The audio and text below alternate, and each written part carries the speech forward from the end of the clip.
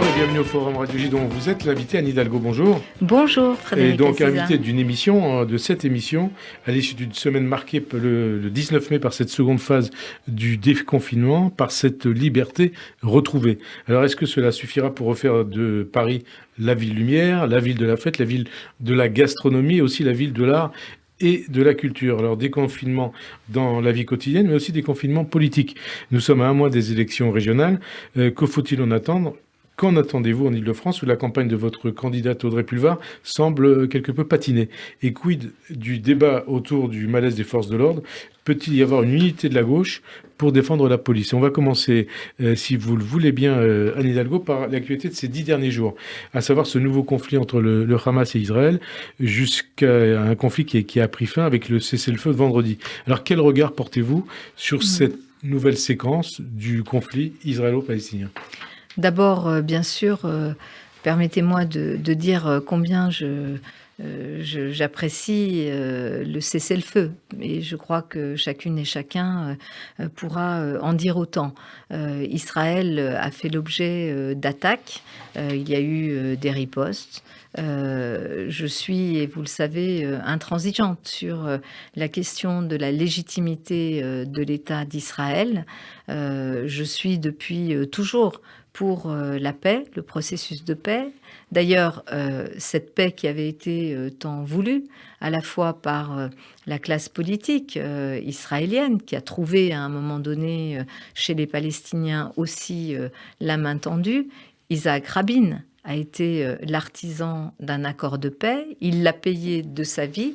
Je suis toujours très marquée par cette expérience de Isaac Rabin, marquée aussi par le magnifique film d'Amos Gitaï qui relate combien Isaac Rabin a porté cette paix et cette idée des deux États qui me paraît être la seule solution. Isaac Rabin avec Shimon Peres. Oui, Shimon Peres aussi. Shimon Peres que j'ai eu la chance de connaître, de rencontrer régulièrement et qui étaient les artisans de cette paix. Dans ce documentaire de Amos Gitaï, on voit aussi combien la diabolisation qui a été à l'époque celle de Isaac Rabin, qui a conduit à son assassinat. Vous voulez dire, je vous arrête, je vous interromps 30 secondes, vous dire la diabolisation par l'extrême droite israélienne, l'attitude aussi que l'on voit très très clairement dans ce documentaire de Netanyahou qui laisse faire cette diabolisation. Et en re-regardant ce film, parce que je pense qu'il est très éclairant, y compris sur les événements d'aujourd'hui, on se dit que cet assassinat effectivement a empêché véritablement d'aller vers une solution de paix qui soit respectueuse et qui passe par deux États. Alors, est-ce qu'aujourd'hui, il est possible d'aller vers cette solution? En tous les cas, que la communauté internationale s'y penche. Je sais que les sociétés civiles pourront en discuter aussi avec beaucoup d'acteurs israéliens qui restent dans cette idée de paix. Je sais que les sociétés civiles sont quand même toujours là. Les sociétés civiles sont toujours là.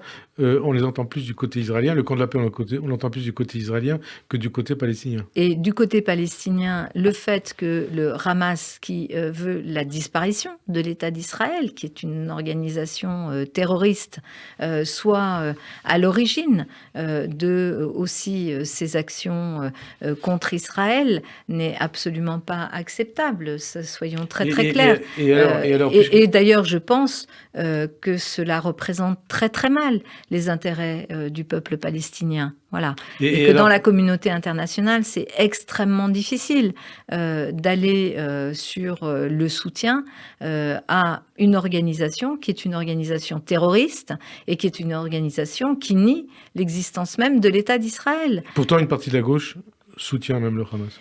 Une grande partie de femmes et d'hommes qui peut-être ne connaissent pas si bien que ça la situation entre Israël et Palestine et cette histoire tragique aussi des Palestiniens qui malheureusement portés par des mouvements comme le Hamas ne peuvent pas trouver le chemin de la paix. Et bien sûr que je déplore les victimes dans les deux camps. Vous savez, la ville de Paris a aussi des partenariats, bien sûr, avec avec des villes israéliennes, avec Tel Aviv au premier chef. On vous l'a reproché. On me l'a reproché. On a évidemment des relations très étroites avec Jérusalem ou encore avec Haïfa.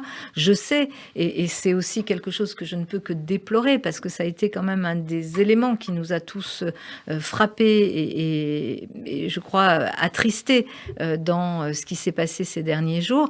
Des communautés arabes, israéliennes, vivant avec évidemment des communautés juives israéliennes. Oui, et là, vous parlez de ce qui s'est passé dans ces villes, villes mixtes. Et le président israélien a dit, et d'autres, des ministres, Gantz et compagnie, risque de guerre civile. Je pense que le Premier ministre israélien, qui n'est pas pour rien dans l'aggravation de la situation et dans le fait que la démocratie israélienne mériterait d'avoir aussi et d'entendre les voix israéliennes pour la paix, je pense qu'il faut aller sur ce chemin de la paix. J'espère, je sais qu'il y a une nouvelle dirigeante du parti travailliste israélien, j'espère qu'il y aura aussi cette parole sans complaisance. Évidemment, la sécurité d'Israël, évidemment, la légitimité de l'État d'Israël ne peuvent pas être mises en cause. Alors, mais il faut trouver le chemin de la paix. Il faut trouver le chemin de la paix avec un camp de la paix en Israël qui est désespéré. Anne Hidalgo, vous le savez. Absolument. Un camp de la paix qui considère que le Hamas a voulu une fois plus empêcher la paix. C'est bien ce qui s'est passé. À quelles conditions la paix est possible entre Israéliens et Palestiniens ? Et est-ce que vous y croyez encore à cette paix ? Écoutez, d'abord, c'est pas à moi de dire les conditions. Je pense sûr, que c'est un travail de très long terme. J'y crois. Je pense qu'on doit absolument tout faire pour que cette solution des deux États, parce que si ce n'est pas la solution des deux États, c'est quoi ? Du côté du Hamas, l'idée que Israël ne serait pas légitime et que Israël ne serait pas une démocratie et qu'il faudrait la traiter dans un amalgame avec l'Afrique du Sud et avec, je dirais, l'idée qu'il y aurait un apartheid. Et justement, attendez, je vous interromps 20 secondes. 20 secondes. Vous parlez de ça. Une partie de la gauche en France dit déjà, Israël est un État d'apartheid. Qu'est-ce que vous leur dites ? Qu'est-ce que vous dites, vous, à ce sujet ? Vous savez très bien que sur ce sujet-là, je n'ai jamais cédé et que je dis non, Israël est une démocratie, Israël est un État légitime et que la voie qui consiste à qualifier cette situation d'apartheid ne conduit nulle part. La seule voie, c'est bien sûr sous l'égide des Nations Unies d'avoir une solution à deux États avec des frontières définies, à deux États, c'est la seule solution possible. Et malheureusement, cette solution-là, aujourd'hui, elle est combattue de part et d'autre. Et à force de dire il n'y a pas de voie possible vers la paix, à force d'avoir commis, y compris presque l'irréparable avec l'assassinat d'Isaac Rabin, nous sommes, c'est vrai, dans une sorte d'impasse. Donc j'espère qu'il y aura des voies politiques aussi en Israël défendant évidemment sans aucune naïveté les intérêts d'Israël, mais ouvrant cette voie pour la paix. Alors vous êtes maire de Paris, la semaine dernière vous disiez au micro de Radio J que vous considériez que la décision de Gérald Darmanin d'interdire la manifestation du 15 mai est une décision sage. Est-ce juste de penser que derrière ceux qui souffrent sur les braises en France, il y a ce certains appellent les islamo-gauchistes ? Je n'utilise jamais ce terme-là. Là, il s'agit d'importation du conflit. Oui, moi je n'utilise jamais ce terme-là, mais en revanche, oui, il y a une importation, une tentation permanente d'importer. Pour des raisons électorales ? Pour des raisons qui m'échappent. Je pense beaucoup plus quand même à une forme d'inculture. Comment, vous savez, moi souvent sur ces sujets, je connais bien la situation. Je suis allée très très régulièrement en Israël. Je suis allée très très régulièrement aussi dans les villes palestiniennes. Je ne suis jamais allée à Gaza. Mais ce que j'observe, c'est qu'il y a souvent une méconnaissance totale des gens qui parlent en n'étant pas informés sur les choses. Je pense que pour les Palestiniens et pour aussi, évidemment, préserver leurs droits légitime à pouvoir avoir un État indépendant. Évidemment que considérer que le Hamas serait leur représentant purement et simplement, alors qu'on a affaire à une organisation qui nie l'existence même d'Israël, qu'il y a quand même, regardons les choses, moi je peux regarder aussi les choses sous un autre angle, et souvent c'est ce que j'ai fait pour me faire mon opinion sur la question du Proche-Orient. C'est sous l'angle de l'égalité entre les femmes et les hommes.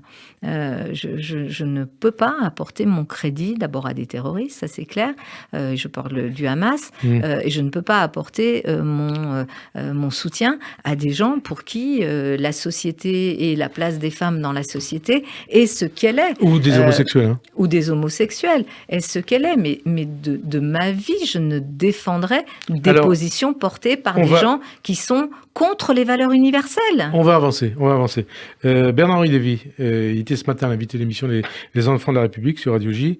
Il dit le seul antisémitisme possible, il ne dit pas le seul antisémitisme, le seul antisémitisme possible aujourd'hui, c'est l'antisionisme.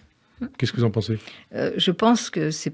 Je ne sais pas si c'est le seul, mais en possible, tous les cas... il ne dit pas le seul antisémitisme. Oui, possible, ça veut dire que c'est un antisémitisme qui est accepté. Oui, en tous les cas, pour ce qui est justement de cet antisionisme, j'ai voté et j'ai fait voter, il y a eu une majorité à mon conseil municipal de Paris, sur une proposition, c'est vrai, de Francis Spinner, le maire du 16e arrondissement, mais que j'ai approuvé de voter la définition de ce nouvel antisémitisme qui intègre l'antisionisme. Et je pense qu'il Ce qui a été refusé par la mairie de Strasbourg, notamment. Je pense qu'il faut faire très, très, très attention. Évidemment que cet antisémitisme se cache aujourd'hui derrière cela. Mais pourquoi l'État d'Israël existe ? Pourquoi en 1948 cette décision a été prise ?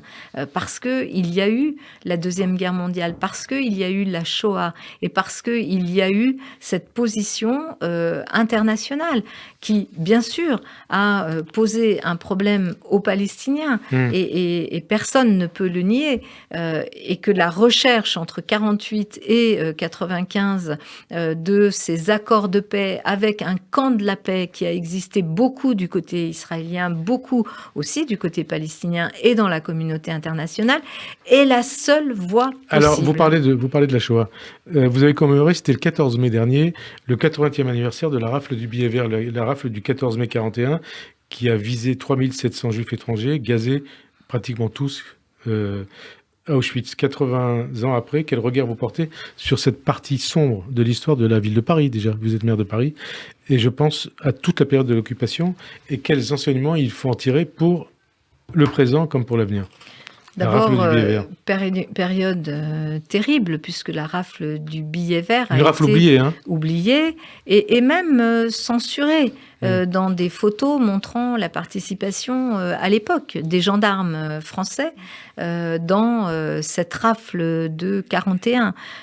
Une rafle qui a précédé finalement la rafle du Veldiv, une rafle qui a impliqué, et j'étais d'ailleurs le 14 mai à Pithiviers et à Beaune-la-Rolande avec notamment le mémorial de la Shoah et avec les maires de Beaune-la-Rolande et de Pithiviers pour commémorer ce moment-là.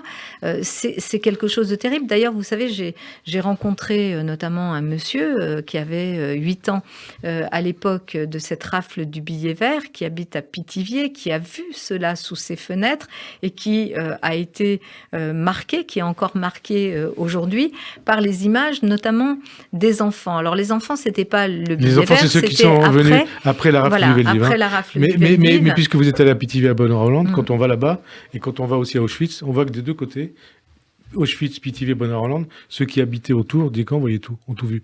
Comme quand vous avez commémoré cette rafle devant le cirque d'hiver, devant le gymnase Japy, il y avait des immeubles autour et les gens ont tout vu. Bien sûr. Sans rien dire. Alors, il y a eu certainement des gens qui ont compris, qui ont vu, qui ont sauvé, puisqu'il y a eu aussi ensuite sur la rafle du Veldiv, heureusement, et les récits des survivants sont là pour le rappeler. Il ne faut pas oublier les justes. Les justes, voilà, il y a eu des justes. Mais c'est vrai que, en fait, ce que nous dit cette époque terrible, qui d'abord, il faut toujours se dire que l'histoire peut bégayer, que ça peut se répéter, et que la seule façon de créer des anticorps de façon permanente et solide, c'est par l'éducation et par la culture. Je crois que le principal fléau de notre époque, c'est quand même l'inculture. L'inculture.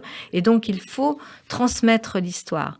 Il faut faire en sorte qu'elle soit connue. Vous savez, avec les maires de Beaune-la-Rolande et de Pithiviers, nous nous sommes dit que nous pouvions peut-être faire un réseau de ces maires, et d'ailleurs appuyé par le mémorial de la Shoah, qui reprend d'ailleurs ces lieux de mémoire, appuyé par le mémorial de la Shoah, pour travailler ensemble à des projets d'éducation qui fassent que pour les enfants de nos écoles respectives, nous, les maires, nous prenions sur nous en charge ce travail de transmission et de mémoire. Et donc c'est un acte très concret que nous posons. Alors, avant d'en venir à l'actualité plus politique, plus parisienne, une dernière question sur ce thème. Le 25 avril dernier, plus de 26 000 personnes ont manifesté place du Trocadéro à Paris pour demander justice pour Sarah Halimi.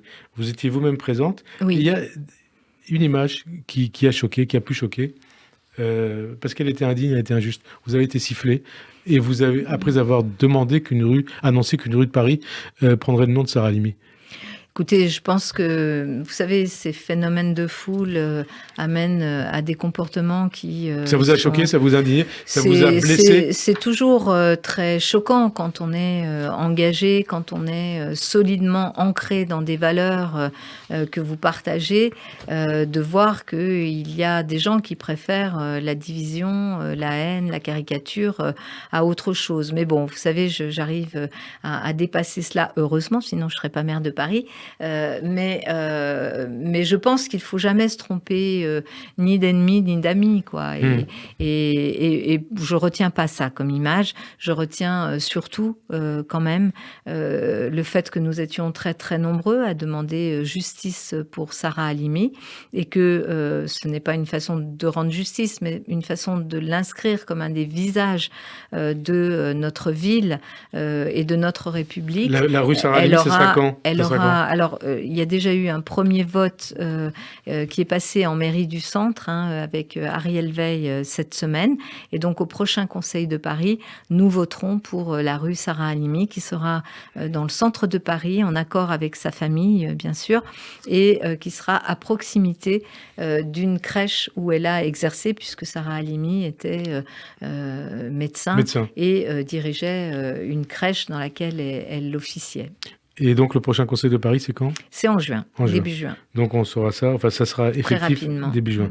Alors, on va poursuivre sur l'actualité. Donc, Adeline Algaut, la seconde phase du déconfinement qui a commencé il y a 4 jours, le 19 mai, avec l'ouverture des terrasses, de restaurants, des lieux de culture, des commerces. Bilan positif pour vous, vous êtes une maire de Paris heureuse?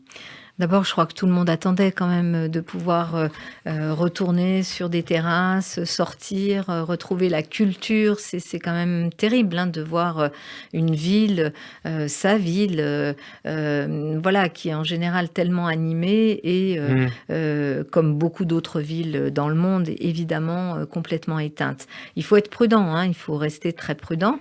Il y a eu une accélération enfin de la vaccination qui fait que les plus fragiles ont été protégés. Et puis cette nouvelle annonce, le 31 mai, tous les adultes pourront se faire pour vacciner. les adultes. Ça vous satisfait, je suppose aussi. Ça, c'est très bien. C'est ce que je demandais d'ailleurs depuis longtemps. Vous savez, je me suis battue pour qu'il y ait un vaccinodrome dans Paris. Je l'ai obtenu et il apporte pleinement satisfaction, avec d'ailleurs les pompiers de Paris.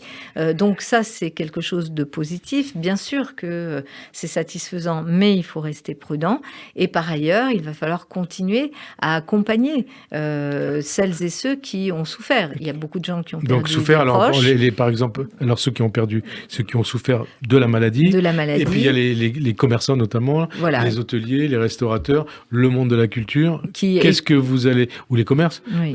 Et puis aussi une autre proposition qui a été faite, après on va parler des commerçants, Emmanuel Macron qui a décidé, c'était vendredi, la généralisation du pass culture de 300 € aux jeunes depuis 18 ans. Donc donc ils pourront accéder aux offres culturelles de leur choix. Moi, je suppose que vous approuvez.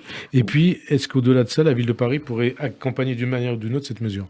D'abord, pour ce qui est de la ville de Paris, nous avons depuis longtemps, on n'a pas attendu le pass culture pour avoir effectivement un pass culture jeune pour les 15-25 ans qui leur permet d'accéder à des expositions, d'accéder aussi à des spectacles, soit gratuitement, soit à des tarifs très préférentiels, parce que sur le pass culture, c'est important, c'est bien, tant mieux, mais c'est vrai que la crainte, vous le savez, c'est que finalement, cette somme de 300 € qui n'est pas rien, qui est importante pour les jeunes, aille finalement alimenter Amazon ou un certain nombre... Oui, parce que là, on a parlé des livres. Voilà. Enfin, donc, le président a parlé des livres, des places de cinéma, de voilà. théâtre. Donc, mais là, est-ce que la mairie de Paris peut ajouter autre chose nous, en dehors de ce que vous En fait, venez d'indiquer? le pass culture s'ajoute à ce que la mairie de Paris fait déjà. On vous a pour copié, les 15, alors il vous a copié le président de la République? Non, je ne dis pas qu'on nous a copié, mais enfin, disons que nous avons pris depuis longtemps, ça fait des années qu'à Paris, pour les 15-25 ans, pas juste pour les 18 ans.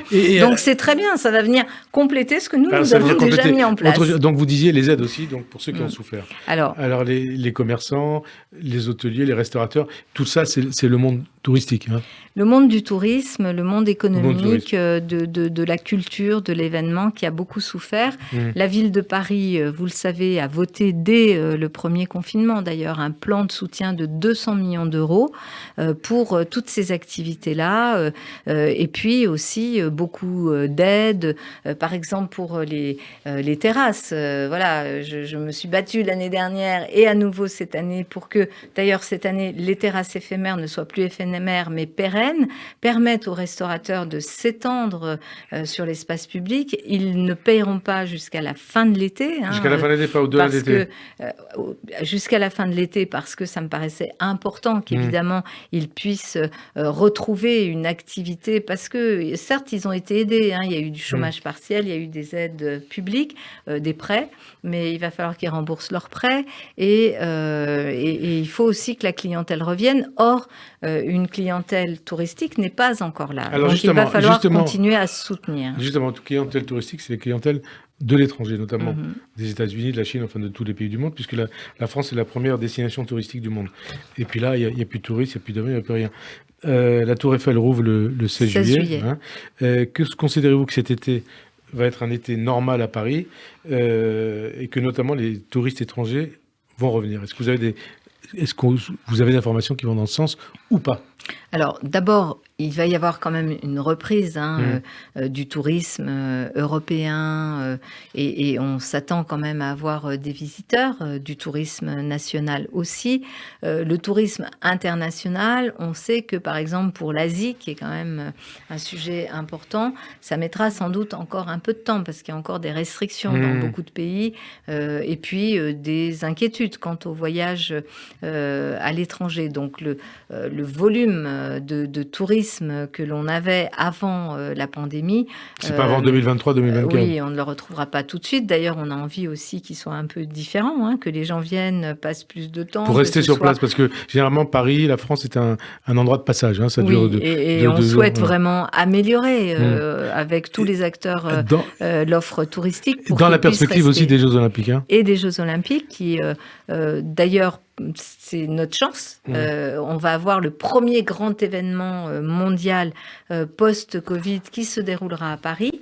L'accélération sera donnée à partir du mois d'août. Vous savez que les Jeux de Tokyo, au mois d'août, je recevrai des mains de la gouverneure de Tokyo le 8 août le drapeau qui marquera le point de départ des Jeux de Paris. Donc ça va être un moment important qui va nous permettre de travailler. J'ai déjà commencé à discuter avec pas mal d'acteurs aussi sur comment, à partir de ces Jeux à Paris, nous allons pouvoir irriguer la France et élaborer ensemble d'ailleurs des propositions touristiques pour tous les gens qui viendront pour les Jeux, mais qui pourront aussi aller visiter notre beau pays. On va avancer parce qu'il ne nous reste plus vraiment beaucoup de temps, il y a beaucoup de questions. Donc je vais essayer de vous poser des questions courtes et si vous pouvez apporter des réponses rapides. Est-ce que vous êtes favorable à ce que le masque ne soit plus obligatoire dans l'espace public ? Dès qu'on aura évidemment atteint niveau d'immunité collective, oui, je suis favorable. Vous savez, c'est quand même très insupportable le masque. Alors, d'autres questions sur Paris. Vous êtes beaucoup critiqué pour votre projet de piétonisation du centre de Paris. Vous avez dit récemment que c'est ferme et définitif à partir de la mi-2022, si je ne me trompe pas. Et puis il y a aussi cette autre proposition de réserver une voie du périphérique parisien à certains véhicules après les JO de 24. Et sur ces deux sujets, Valérie Pécresse demande un référendum régional. Qu'est-ce que vous lui dites ? D'abord, avant de lui répondre, vous dire que je suis très soutenue sur ces deux propositions-là, puisque en fait, elles étaient dans mon programme municipal et que j'ai été élue pour le mettre en œuvre. Et alors, on dit que notamment la piétonisation du centre de Paris, ça va, entre guillemets, emmerder les gens et ça va ennuyer aussi les commerçants. Vous savez, celles et ceux très nombreux qui tous les jours me disent il faut continuer à lutter contre la pollution, on va se trouver aussi, par exemple, avec un centre de Paris, mais pas que, puisqu'il y a aussi des piétonisations dans tout Paris, dans plein d'endroits de Paris. Mais puisqu'il faut qu'on avance, qu'est-ce que vous dites à Pécresse ? Il faut le référendum régional, vous êtes d'accord ? Je dis que son vernis écologique se craque toujours très très rapidement, tant ce vernis est quand même très léger. Son vernis écologique à Valérie Pécresse. Oui, à Valérie Pécresse, évidemment. Vous savez, j'ai un souvenir très, quand même, encore vif de ce qui s'est passé au moment de la piétonisation des berges de Seine. Personne, d'ailleurs, me demande de revenir en arrière là-dessus. Oui, c'est vrai qu'il faut souvenez-vous que Madame Pécresse avait pris le flambeau du combat régional pour empêcher cela. Elle était même allée jusqu'à financer les recours des maires, à la fois des maires d'arrondissement de l'opposition parisienne, mais aussi des maires du Val-de-Marne, pour venir faire échec à cette piétonisation. Il faut qu'on aille vite. Elle a échoué. Sa proposition de référendum. Vous lui dites non ? Écoutez, qu'elle se mêle de ce qui la concerne. Non, parce qu'elle dit le périphérique, ça me concerne. Non, ça ne la concerne pas non plus. Il se trouve que je suis légitime pour prendre des décisions que les Parisiens m'ont demandé de prendre en leur nom.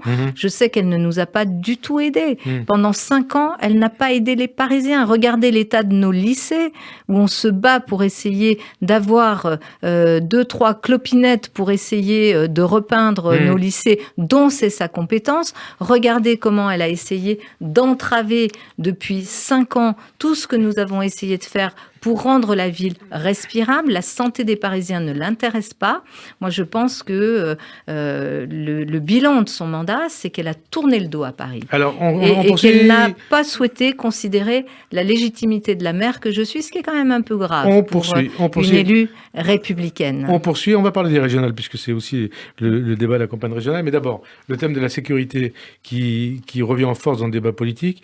Est-ce que, comme Jean-Luc Mélenchon, vous dites que la manifestation des policiers de mercredi à Paris, à laquelle vous avez participé, était une manifestation de factieux, Anne Hidalgo? D'abord, c'est rare que je dise des choses comme Jean-Luc Mélenchon. Non, mais c'est intéressant. Donc, pourquoi j'étais à cette manifestation ? Parce qu'il faut soutenir la police. Et parce que les gens qui nous protègent doivent aussi être protégés. Est-ce que aller sur le terrain de l'opposition police-justice est le chemin ? Non. Moi, je serais plutôt de celle, en tous les cas, c'est comme ça que j'ai envie de m'inscrire dans ce débat légitime, où je soutiens pleinement les policiers, vers quelqu'un qui va essayer de rapprocher à la fois, bien sûr, la police, mais aussi la justice. Quelqu'un, c'est vous ? Oui, voilà, je veux être de cela. Je ne veux pas être dans celles et ceux qui instrumentalisent le débat pour aller vers une forme de démagogie qui consisterait à tourner le dos à l'état de droit. Et en même temps, bien sûr, qu'il y a aussi des décisions de justice qui légitimement ont inquiété les policiers et sur lesquelles il faut rétablir ce dialogue. Vous étiez à cette manifestation. Audrey Pulvar a refusé d'y aller. Elle a dit, je ne veux pas manifester participer à une manifestation récupérée par l'extrême droite. Écoutez, elle a fait son choix. Mais pour ma part... ce choix, vous le condamnez ? Je ne le condamne pas, mais ça n'a pas été le mien. Voilà. En tous les cas, pour ce qui est de mon choix, je considère que le problème que posent aujourd'hui les policiers est un problème réel. Il faut les accompagner, les aider. Oui, il y a eu des actes qui vont jusqu'au crime. Et l'assassinat de policiers, d'un policier, de plusieurs policiers ces derniers temps est absolument inadmissible. C'est une offense à la République, c'est une attaque contre la République tout entière. Donc, bien sûr qu'il faut les soutenir. Il faut plus de moyens, il leur faut plus de moyens. D'ailleurs, il y a un sujet qui est rarement évoqué, mais que je mets sur la table parce que c'est une de mes contributions aussi. Il faut que les maires, en tous les cas, je veux le faire et je le propose aussi à la préfecture de police et au ministère de l'Intérieur, apportent aussi des solutions en matière de logement. Et de logement pour les policiers, de logements sociaux, parce que vu leur salaire, et même ailleurs, vu leur salaire, qui sont quand même extrêmement faibles, et les personnels soignants, idem.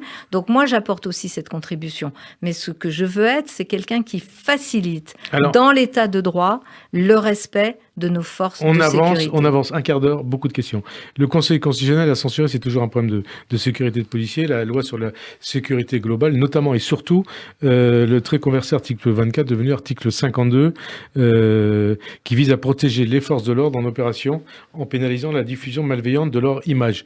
Est-ce que vous êtes satisfaite de cette censure et est-ce qu'il faut essayer de traiter ce problème? D'abord, c'est le Conseil constitutionnel qui est garant du droit. Alors, je vous pose la question autrement. Et pour moi, oui, bien sûr, je pense que cette... Bien sûr quoi bien sûr que je suis d'accord avec cette décision du Conseil constitutionnel, parce que, là encore, vous savez, il ne faut pas opposer sécurité et liberté. Il faut garder sur un même plateau l'équilibre entre nos libertés et nos libertés publiques qui sont celles que doit garantir un État de droit, et nous sommes une République qui doit garantir cet État de droit, et nous devons évidemment, et c'est plutôt du côté des moyens que ça se situe, apporter les moyens pour que les policiers puissent vraiment effectuer leur mission en étant sécurisés. Et que par ailleurs, le rapport entre la police et la population soit aussi un rapport dans lequel, là aussi, je veux apporter, je dirais, ma pierre à l'édifice. Je pense que les maires, et notamment à travers nos polices municipales, et je vais en construire une, nous pouvons aussi apporter des éléments qui peuvent permettre de mieux comprendre la nécessité, évidemment, de la police, de son rôle et du respect des autorités qui nous protègent, et établir beaucoup mieux ce rapport entre la police et la population, qui ne peut pas être abîmée ou dégradée, qui ne peut pas être stigmatisée. Alors, cette censure du Conseil constitutionnel, c'est un coup dur pour Gérald Darmanin, pour le gouvernement? C'est un échec? C'est sûrement un coup dur, mais voilà, ça fait partie ça fait partie de la vie, ça fait partie de la vie démocratique, républicaine, et donc il faut le prendre comme une chance d'être dans un pays où une autorité, le Conseil constitutionnel, peut dire à un gouvernement que là, il va outrepasser l'état de droit, et donc le rappeler à ses obligations. Alors, dans un mois, Anne Hidalgo, les élections régionales, vous avez été à l'origine de la candidature d'Audrey Pulvar. Est-ce que vous ne le regrettez pas aujourd'hui? Absolument pas. D'abord, vous savez, Audrey Pulvar est une belle personnalité. J'ai la chance de l'avoir à mes côtés. Elle est venue, elle m'a rejoint dans la campagne des municipales, et je crois qu'elle nous a... Elle est mon adjointe. Elle nous a apporté beaucoup. C'est important que des personnalités de la société civile, qui n'ont pas forcément toujours les codes du politique, et de gens qui ont passé plus de temps dans la vie politique, viennent, apportent aussi évidemment leur fraîcheur et leur liberté au débat politique, et contribuent. Et je pense, vous savez, que ce que porte Audrey Pulvar, c'est d'abord une liste de femmes et d'hommes très engagés. Beaucoup d'entre eux sont impliqués dans des associations, dans la vie publique, d'ores et déjà, sont maires, élus. Et par ailleurs, elle porte des propositions qui sont des propositions extrêmement importantes pour l'Île-de-France. Je pense évidemment à la gratuité des transports. Je pense évidemment à la transition écologique. Vous savez, quand vous voyez Valérie Pécresse qui tourne le dos à l'écologie, qui essaye ce que vous venez de dire à l'instant. Ce que je viens de dire à l'instant, mais quand même, qui ne comprend pas qu'il faut être extrêmement volontariste pour porter des propositions qui permettent à nos jeunes de vivre, à nos quartiers de vivre, d'établir de l'égalité entre les territoires sur cet espace régional, cette très belle région. On a la chance d'avoir une région avec des zones agricoles, des zones très denses, la capitale de la France, des sites patrimoniaux Mais alors, impressionnants. J'essaie de vous poser d'autres questions, parce qu'on va arriver à la fin de l'émission, vous n'aurez pas abordé tous les sujets. Si je vous posais la question sur est-ce que vous regrettez ou pas d'avoir choisi, c'est que la campagne de Audrey Pulvar n'a pas l'air de prendre. Elle plafonne entre 10 et 12% dans les sondages. Comment vous expliquez les déboires de sa campagne, notamment quand, après ces déclarations sur l'homme blanc, les blancs qui devraient peut-être être exclus des... Elle s'en est expliquée et elle s'en est excusée. Ça a provoqué un choc dans la campagne. Elle s'en est excusée parce que c'était un propos maladroit et personne ne peut dire que Audrey Pulvar ne serait pas républicaine ou qu'elle serait du côté des indigénistes. Je crois que personne ne peut le dire. Mais pourquoi, comment ça se fait qu'elle stagne comme ça? D'abord, regardez, c'est pas Audrey Pulvar et sa campagne qui stagne. Regardez ce que sont les élections régionales partout en France. Un émiettement de formation politique à droite comme à gauche, des sortants qui sont plutôt crédités au moins au premier tour, et le reste, c'est de l'éparpillement des voix. Donc, cette focalisation qui est faite sur une campagne qui patinerait, mais vous pourriez la faire sur chacun des candidats. Regardons ce qui se passe du côté de La République En Marche et posons-nous des questions quand même. Parce que le parti présidentiel ne brille pas pour l'instant, ni dans ses propositions, ni dans la valorisation qui en est faite au niveau national ou au niveau régional. Est-ce que c'est vrai que vous avez proposé, c'est les Verts qui disent ça, début avril à Cécile Duflot, de remplacer Audrey Pulvar comme tête de liste de cette... J'ai toujours recherché, et avec Audrey comme avec d'autres, le rassemblement. Voilà, j'ai toujours recherché le rassemblement. Mais vous avez proposé cette tête de liste? Non, je laisse les commentaires à ceux qui s'amusent des commentaires. Moi, ce qui m'intéresse, c'est ce qu'on propose. Vous savez, en politique, bien sûr qu'il y a de l'incarnation et des personnalités qui, à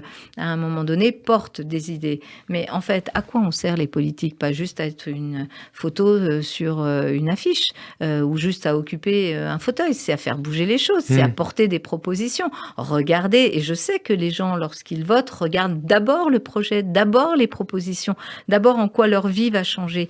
Dans les propositions qui sont faites par la liste de Audrey Pulvar sur Île-de-France en commun, il y a des propositions très très fortes. Celle de la gratuité des transports, c'est pas rien dans une région où la question des transports est fondamentale. Et celle du pouvoir d'achat aussi. Les propositions qui sont faites aussi, par exemple, pour les jeunes, pour accompagner les jeunes, les propositions qui sont faites en termes de transition écologique. Quand même, on est une région cruciale sur laquelle, si on n'est pas volontariste sur ces sujets de transition écologique, il ne se passera rien. Regardez aussi sur le fonctionnement démocratique de la région. Je me souviens encore de l'époque où Valérie Pécresse et ses amis critiquaient mon budget participatif en disant que c'était du gadget. Alors maintenant, ils s'y mettent tous. Mais quand même, ce qui s'est passé pendant 5 ans dans cette région, c'est pas franchement un modèle de participation citoyenne. Là aussi, regardez les propositions de la liste conduite par Audrey Pulvar qui s'appelle Île-de-France en commun. Île-de-France en commun. Alors, comment ça se passe au second tour si Audrey Pulvar y accède? Est-ce qu'il y aura une alliance avec les Verts? Est-ce qu'il y aura une alliance avec Clémentine Autain? Est-ce qu'il y aura une alliance donc avec Clémentine Autain qui est allée avec les communistes? D'abord un premier tour, et j'espère que Audrey Pulvar sortira largement en tête, notamment des listes de la gauche. C'est pas tout à fait ce que disent aujourd'hui les sondages. Attendez, laissez-moi vous poser la question. Si elle n'est pas en tête des listes de gauche, ça sera un échec? Mais écoutez, d'abord, moi, je ne clôt jamais une élection et je ne commande jamais quelque chose qui serait hypothétique. On se bat pour obtenir le meilleur score possible parce qu'on croit dans les idées, dans les projets que nous portons, dans les équipes, dans les femmes et les hommes qui ressemblent à ce que sont les Franciliens aujourd'hui. Et je pense, en tous les cas, nous ferons tout, je ferai tout, et je sais que Audrey fait tout de son côté aussi, pour pouvoir convaincre le maximum de personnes. Et vous savez, je suis allée sur le terrain, ne serait-ce que la semaine dernière, auprès Saint-Gervais.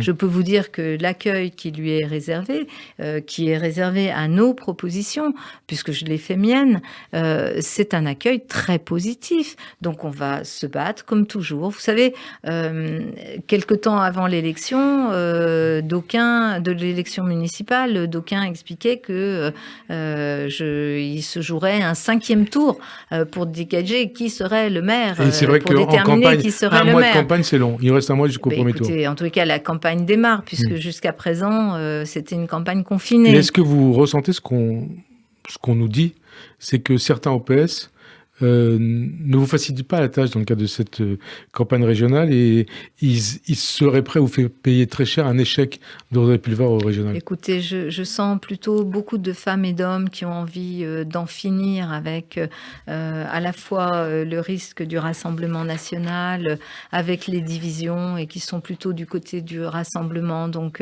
vous savez, je suis très heureuse d'ailleurs aussi d'accompagner. Je suis sollicitée à peu près dans toutes les élections cantonales, régionales, vous parlez en France, et en Île-de-France et en France, et je m'y prête très volontiers, et je suis là pour essayer de rassembler, de montrer qu'il y a une alternative crédible, possible, à la fois écologique, à la fois sociale, mais aussi républicaine. Vous n'avez pas répondu et je continuerai. À la question sur les alliances de second tour.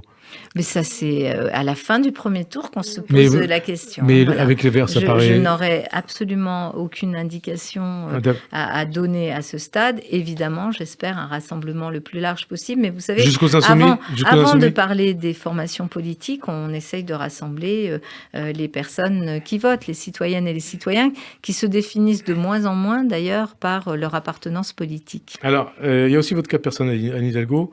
A priori, vous êtes candidate à la candidature du Parti socialiste à la présidentielle. Je n'ai encore rien annoncé. C'est ce qu'on a compris, en tout cas. Et on a mal compris ou pas? Je ne suis pas à ce stade de candidate. Je travaille à la construction d'une offre politique, là aussi, partant d'une situation qui, dans le pays, est très complexe, très compliquée. Beaucoup de gens, vous le voyez, sondage après sondage, expliquent qu'ils ne veulent pas du match annoncé. Alors, ils ne veulent pas du match annoncé. Ils ne veulent pas du match annoncé. Donc, vous parlez du match Macron-Le Pen, mais a priori, ils ne veulent pas de vous. Un sondage Harris... Vous savez... Non, mais je vous pose la question. Un sondage, c'est un sondage publié le 19 mai. Oui. Harris Interactive qui vous crédite de 6%. Mais Yannick Jadot, pareil, 6%.